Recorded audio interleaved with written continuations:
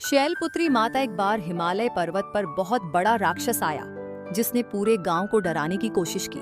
सब लोग भाग खड़े हुए, पर तभी छोटी बच्ची सी दिखने वाली माता शैलपुत्री ने अपने हाथ में त्रिशूल लिया और राक्षस को मारकर गांव को बचा लिया।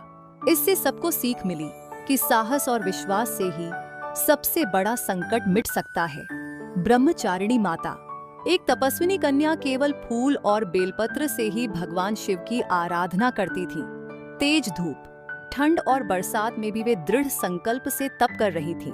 उनकी दृढ़ भक्ति देखकर देवताओं को भरोसा हुआ कि असली शक्ति संयम और साधना में है, न कि धन संपत्ति में। चंद्रघंटा माता एक बार असुरों की विशाल सेना देवताओं पर टूट पड़ी। तभी माता ने मस्तक पर अर्धचंद्र और हाथ में गूंजी हुई घंटी धारण कर युद्ध भूमि में प्रवेश किया। उनकी घंटी की गूंज से असुर भयभीत होकर भाग गए। शिक्षा यह कि सत्य की ध्वनि झूठी शक्ति को हिला देती है। चंद्रघंटा माता एक बार असुरों की विशाल सेना देवताओं पर टूट पड़ी। तभी माता ने मस्तक पर अर्धचंद्र और हाथ में गूंजी हुई घंटी धारण कर युद्ध भूमि में प्रवेश किया। उनकी घंटी की गूंज से असुर भयभीत होकर भाग गए। शिक्षा यह कि सत्य की ध्वनि झूठी शक्ति को हिला देती है। कुष्मांडा माता सृष्टि के आरंभ में जब सब ओर अंधकार था, तब माता कुष्मांडा ने अपनी मुस्कान से ब्रह्मांड की रचना कर दी। यह कहानी सिखाती है कि छोटी सी मुस्कान से भी अंधकार मिट सकता है और नई सृष्टि की शुरुआत हो सकती है।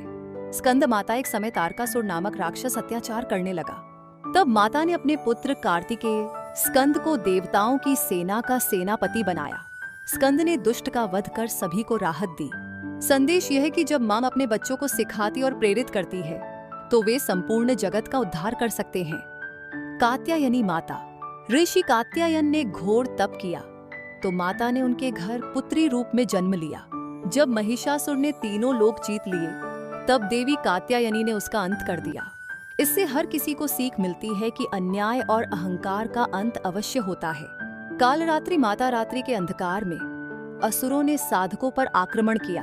तभी माता कालरात्रि काल भयंकर रूप धारण कर प्रकट हुई। उनके क्रोध से दुष्ट राख हो गए और सज्जन सुरक्षित रहे। ये कहानी सिखाती है कि सच्चे हृदय से भयभीत होने की जरूरत नहीं। माँ हर अंधकार को मिटा देती हैं। महागौरी माता एक बार पार्वती जी हिमालय पर तपस्या कर रही थी। उनकी देह तप से काली हो गई थी। भगवान शिव ने गंगा जी से उनकी देह स्नान कराई, जिससे वे उज्जवल गौरवर्ण वाली हो गईं। शिक्षा ये है कि पवित्रता और निष्ठा से हर कठिनाई धोई जा सकती है।